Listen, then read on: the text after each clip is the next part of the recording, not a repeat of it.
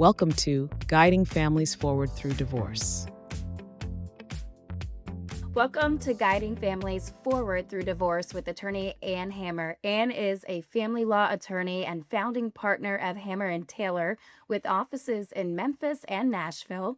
She works with families throughout Tennessee, helping high net worth clients navigate divorce with discretion, strategy, and a focus on protecting what matters most. I'm Michelle Rotella, and today we're talking about dividing complex assets in a Tennessee divorce and why a settlement that looks equal at first glance may not actually be fair in the long run. So with that, Anne, thank you. Thank you for returning with us. Thanks. Thanks for having me, Michelle. So let's just go ahead and dive right into it. We have a lot that we want to get to. Why do complex asset cases require a different level of strategy compared to a more straightforward divorce? So let's look at what a straightforward divorce is versus a complex asset case divorce. A straightforward divorce is when two people have very similar things to divide up. They maybe have one house, they have two cars, they maybe both have a little bit in a 401k. We call those our COVID divorces. We used to get a lot of very young people divorced during COVID, and those people had not built up a lot of assets yet. Sometimes, unfortunately, thanks to 2008 and other financial difficulties, we will get people, older people who have still not been able to develop a big portfolio. They haven't built up a lot of assets. So you're looking at everybody gets a car. We're going to sell the house. There may or may not be enough money for the kids to go to private school or college. So that's not really an issue. And then you're just done. Everybody got the same thing. They got cash. They maybe got retirement that was evened out between the two of them and a vehicle to drive. And then they walk away with their clothes, their personal effects, and split up the furniture. When you are talking about a high asset divorce, there are a lot of other types of investments that aren't treated the same for tax purposes, and also aren't treated the same necessarily as to which party can get those things. For instance, if I have a client who owns a business and runs a business, let's say it's a $30 million business, the spouse has been a stay-at-home spouse. She can't have ownership in that business, right? She doesn't know how to run it. She doesn't want the business and she can't do it. He wants the business, but he's got to be able to buy her out with something. What is equal to the value of the business? He's got to go give her that, whatever that is. It might be the houses they own, but it might be retirement accounts, which will be treated differently at retirement time as opposed to cash or a piece of property. So all that has to be considered. The more things you have and the more complex the things you have are. So, in talking about that, yeah, what assets, though, would tend to create the most disagreement or confusion in a high net worth divorce case? The number one asset that makes it most confusing is going to be a business, a privately owned business that needs to be valued. If it's a publicly owned entity, it's probably got a value on the New York Stock Exchange or some stock exchange. If it's privately owned, it may or may not have been valued recently and needs to be valued. And that is a bone of contention generally in a high asset case. A business ownership, private business ownership can be the most difficult thing to put a value on. Property, everybody can somewhat agree that an appraiser can come in and give you an idea of what that's worth. But a business is different, and the income generated from that business is going to be very important when they start talking about how people are going to live long term after the divorce. And you mentioned income. So, just to elaborate on that, how can taxes or liquidity or long term financial consequences completely change the real value of a proposed settlement? So when people are high asset, it's much easier, in my opinion, usually to get to a proposed settlement because there's plenty of money to go around. If some spouse is going to need long-term alimony or, and by long-term, I mean 15 years, we don't do too much long-term alimony anymore. But let's say 15 years, she or he might get an asset that's an income producing asset, maybe 4 or 5 rental properties. Where we work in Nashville, a lot of people invest in rental real estate, commercial real estate, residential real estate. That's the kind of asset that spits out cash every month. So that's a great asset to have. If we are representing somebody in the music industry and they've got a book of business that again, we call it mailbox money, these residuals are coming in, then that's something that they can leave a percentage of to the spouse.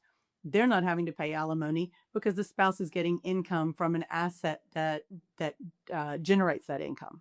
Then what should people understand about dividing assets like retirement accounts, executive compensation, stock options, or investment portfolios? Because those are a lot of things, and I think people would need to have that broken down. Okay, let's do it. And remind me if I miss one. Let's just start with one easy one. Stock options. If you are trying to divide up stock options, they can be valued even if they're not vested. So you'll hire a forensic accountant. The forensic accountant will come in and value those as of the date close to mediation, negotiation, settlement, or trial, and they'll put a value on that, even if they're not vested yet. There is a vested value. There is a value that the court must put on them, even though they're not vested. Um, let's talk about retirement. A retirement plan or a pension plan also has a present day value. So that present value of the pension plan is what the court will use and what you'll use in negotiations. And again, you can have a forensic accountant come in and say, this is what the present value is. Most plans will give you a present value, but you just need to make sure you're doing it right? Because there's going to be differences inside pensions or retirements, those kind of plans that you'll want someone to look over who's an expert on making a value on that.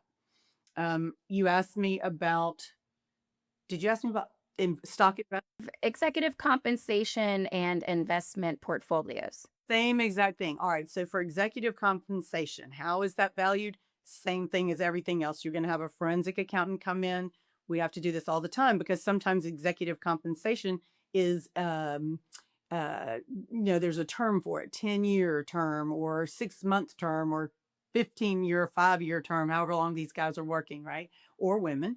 And so that's got to have a value put on it as of the time of the divorce. And you'll need a forensic accountant to do that, but it's very doable. We do it all the time. One thing I see in investments, and if you're looking at investments versus real estate, the real estate is something that if you sell, there's a cost associated with it. Okay. So let's say somebody owns 2 or 3 properties and one person's going to get those properties. There's a tax consequence to selling those. There's also a tax consequence to receiving retirement funds because that tax consequence is going to be recognized down the road at retirement time when you start pulling those funds. So in order to compare those kind of things with cash, that's not apples to apples. If something's tied up in a retirement fund, if something's tied up in a piece of property that's got to get sold right away. Now in Tennessee, if something's in a piece of property, if that's what you're looking at, you have to be ready to sell it right away, or they're not going to let you count, a realtor's fees and closing costs and all that. But you do need to think about that. Are you the person getting the house? Are you the person getting a big fat investment account? Or are you the person getting a retirement account? Try to make all that even out apples to apples based on what taxes you might be paying or what costs you might have to pay going down the road. And you mentioned that Nashville was big when it came to renting properties. So let's talk about that because we were also talking about real estate and we're on this subject. So how do family homes, vacation properties, or real estate investments, like the rentals you mentioned, create a unique challenge during those divorce negotiations? You mentioned it a little bit, but can you get more in detail with that? Sure. It is unique because people tend to have emotional feelings about their family home. Do you want the family home in the divorce? Let's just start with that. And can you afford the family home in the divorce? A lot of people will say yes, especially in Nashville where it's so expensive. They'll want a $2.5 million house, but that tends to come with a big piece of yard and a lot of property and a pool and a lot of upkeep. Is that something you want to be taking on at 40, 50, 60, even 70? Is that something you need to think about, right? And if you sell it as a couple during the divorce or after the divorce and split that profit, is that better than you taking it on and then perhaps not maximizing profit at a later date if the market's going down for the seller, right? Because we've seen that a lot in Nashville lately with the It used to be a seller's market, and it's not anymore. So do you want to take that risk on? That's something to think about the marital home. I always try to advise my clients, would you take the marital home at what you're going to have to take it for now in this divorce? Would you go out and pay cash for it? Would you buy it in this divorce? Because that's a different thought process. Um, if you're looking at rental properties, again, you're looking at the kind of thing where, does one spouse enjoy dealing with the rental properties? Does one spouse even know what to do with the rental properties? Sometimes I've got clients who that's their only job, is to manage rental properties, and they're great at it, but that's not what their spouse has done. If that's the case, you want to think about, do I want those properties, or I'm going to let my spouse have that and just pay me alimony? It's going to be, guaranteed, because these rental properties are out there throwing out the cash every month. So would you rather have that than worry about managing the properties and dealing with the renters or dealing with the rental agency or whatever you're going to have to do? That's something that you do need to think about. What's your life look like going down the road? Do you plan to stay in the town you're in? Do you plan on, living in this house till you die? Do you want to be stuck becoming a rental property manager, or do you want to go on and come up with a different career or a different type of way to make money? So it's something to think about, and it's a lot.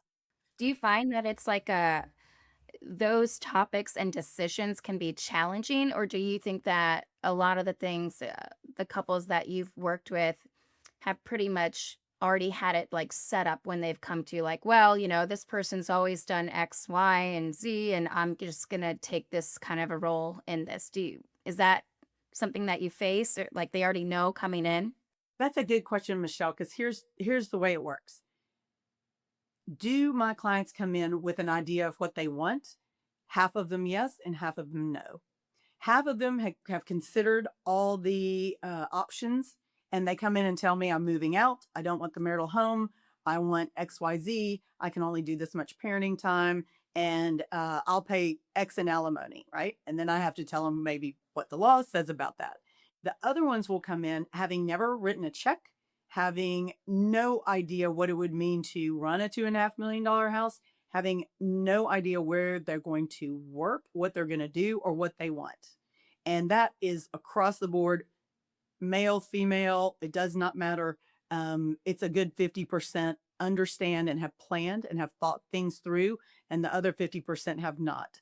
And so it's either a game where we get right in and we can work with the client right off the bat to say, here's what the law is, here's your plan, how does that fit in, and let's make a settlement offer.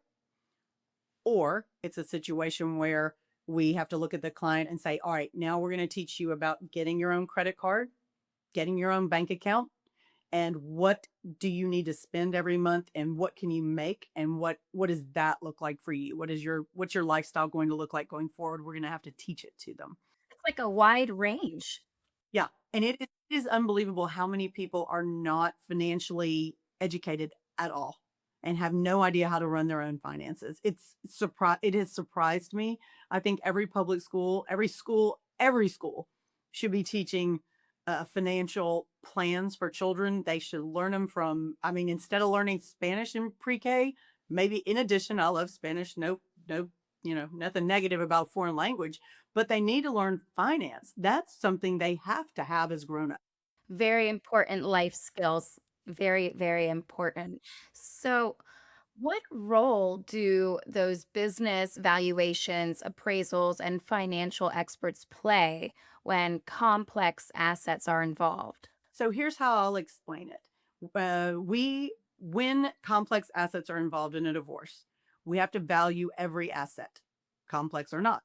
So the business has to have a value, the IRA has to have a value, the 401k has a value, the pension plan has a value, the car has a value, the jewelry has a value, the art collection has a value, the home obviously has a value. All those get put on what we call a marital balance sheet. If we go to trial, that's what the judge wants to see. And what they prefer is a joint marital balance sheet that says, we agree on all these numbers. But if you don't agree, then they want to see one spouse agrees on this number, the other spouse says it's this number. But whatever it is, that's what you submit to the judge. It's the same thing that we use in negotiating. The other side and I have the same marital balance sheet to look at. We know what all the assets are worth. We know how much debt's out there, what those liabilities are. And then we start working on that. Who takes what and what makes sense for who to take what. And that's how we come to a good conclusion at the end if we're able to negotiate the divorce. And 90% of divorces end in negotiation. And I know we talked about this a little bit, so maybe we can touch on it briefly once again.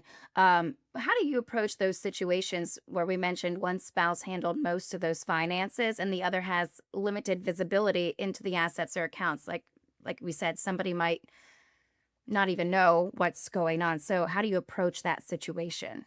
Sure. So when you're in a divorce where one spouse is in the dark and the other spouse has handled all the finances, you're going to go through a process we call discovery, which is mandated by statute by the state. Every state has it. And it means we get to go and ask questions about all the different bank accounts, investment accounts, and we get to get copies of the statements. So when we get copies of the statements, if there is any issue of whether or not improper spending's been going on, or concern that maybe money's been moved, we hire a forensic accountant and they trace the money trail and they say, oh, okay, look, I see money going into another account somewhere, and they find it. And then we go get that account. And one of the ways we can do that is subpoenas. If we have someone reluctant on the other side who doesn't like to turn things over, we send it to subpoena to the bank and get the records that way. So the records can almost always be found. And that's important because you want to feel comfortable about the value you're putting on all those assets that are out there.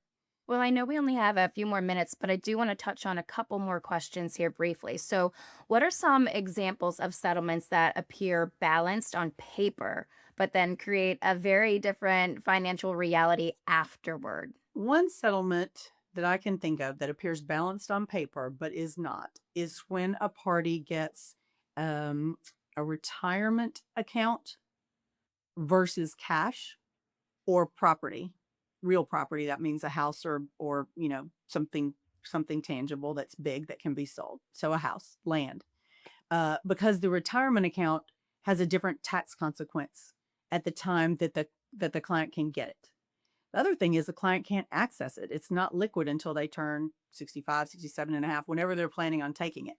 So they're getting an illiquid asset. And if they trade that for the exact same value at the time as a house, it's not the same. They've got a 20% tax on the retirement account that's coming out later, whereas the person who's getting the house and could sell it tomorrow, or getting cash out of an investment account, could cash it out tomorrow, doesn't have that tax looming over them. So it's not the same. So that's when we say it's apples to oranges. A good example of when assets they look like they're going to be fair, but they're not fair, is when someone gets alimony for a long period of time to buy them out of a fixed asset. So let's say someone owns a business and they don't have the cash to buy their spouse out of that business. So they say, I'll pay it to you over time, but I'm going to pay it as alimony. And it's alimony with a catch, which is what we call transitional alimony. If you get remarried or if you cohabit, then your alimony is going to stop. Or even if it's in futuro alimony, we can change that up. We can change the alimony if you get remarried or cohabit. If you think that your alimony is apples to apples, it's really not, because alimony can be shackles to you, whereas the other person got free cash and they're out doing whatever they want, but your cash is coming over time and it's got a condition to it. All right. So, last question that I want to ask, for someone that is entering a divorce that does involve substantial assets, tell me the first step that they can take early in this process to help make them just more informed and strategic decisions later. If someone's entering a divorce with substantial assets, they generally have a financial advisor. Their financial advisor, who may also be advising them as a couple, may feel uncomfortable with that financial advisor because it's someone who also advises their spouse, or primarily the spouse works with them. But that financial advisor has an ethical duty to both parties as their financial advisor. If there are joint accounts with that financial advisor with both parties' names on them, then that financial advisor has a duty to both parties. And without telling the financial advisor you want a divorce, that's not necessary at this time, but go in and ask, hey, where's our money? What do you manage? How much do we have? Where are these accounts and what are they? Go ahead and ask that. That is a number one step. If you can get that information before you go and meet with your divorce lawyer, you're ahead of the game already, because then you're able to provide all that immediately to your divorce lawyer. You ought to feel comfortable with your financial advisor. And here's a little PSA for everybody who has a financial advisor they don't feel comfortable with. Change it up. Go get one you like. Tell your spouse, I don't like this one. I don't think they're on my team. I don't feel like we're together on this. Or if you don't know them, you might like them fine. Go in and meet with them. It's very important that if you have a financial advisor, you feel comfortable talking to them, approaching them. They're going to be able to give you all the information you need, and they're a resource for you and your spouse. Sometimes in a divorce, we see financial advisors almost as um, I wouldn't say a mediator, but somebody who can work with both parties to make sure they understand that things are getting divided fairly, and give both parties advice about the tax consequences and how things will play out over time financially. So financial advisors can be very, very important in the world with a high asset divorce. Well, thank you so much, Anne. This was so insightful. I learned a lot and just amazing information here. And I want to thank you all for joining us here on Guiding Families Forward Through Divorce. If you are considering divorce in Tennessee and want to work with Anne and her team, visit hammertaylor.com or annehammerlaw.com to learn more. Be sure to like, subscribe to the podcast, and leave a review if you found this episode helpful. I'm Michelle Rotella. We'll see you next time. Thanks for watching. Be sure to hit that like and subscribe button and leave us a review in the comments.